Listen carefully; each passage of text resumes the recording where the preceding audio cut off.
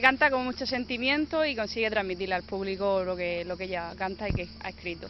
Me gusta muchísimo cómo expresa, cómo dice las cosas, o sea que en su cantar expresa mucho. Ángel pinta lunas de metal, deshoja flores de papel. ¿Quién sabe qué hay en su cabeza?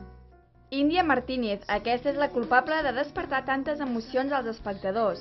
La seva veu femenina, revelació del pop espanyol actual, ha portat als escenaris dels Jardins de Cap Roig. Bona nit, Cap Roig! La cordobesa arrencava amb la última vez i amb ovacions per part del públic continuava amb Ángel.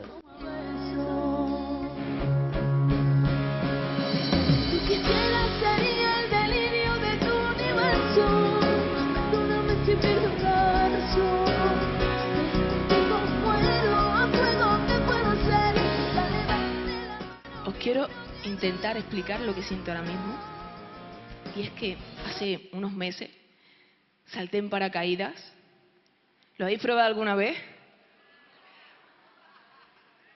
He escuchado alguna risa, muchos nos. De verdad que es una experiencia maravillosa que te hace sentir volar, soltar adrenalina, sentirse uno libre, feliz. Vamos, lo mismo que estoy sintiendo yo aquí ahora mismo delante de todos vosotros, de verdad. Índia Martínez presentava el seu darrer treball Te cuento un secreto i amb les entrades exhaurides els seus seguidors i seguidores no es volien perdre l'èxit del concert. Ens agrada molt les cançons, són molt melòdiques, la lletra que té, la veu, és a dir, ens agrada una mica tot. Perquè és molt romàntica, molt xula. Me encanta, me viene desde Argentina para verla. La seva personalitat, com canta, evidentment les seves cançons. M'agrada, és una noia que m'agrada. M'agrada ella, com es mou, com canta i la profunditat amb la que canta, el to de veu que té, m'encanta. Aquí a Cap Roig és la primera vegada que vinc i la veritat és que tinc moltes ganes de disfrutar de tot, no? Del paisatge i del concert, perquè estic convençut que serà genial. Aquesta nit qui serà protagonista als Jardins Botànics de Cap Roig serà l'espectacle d'Alicia en el País de les Meravilles.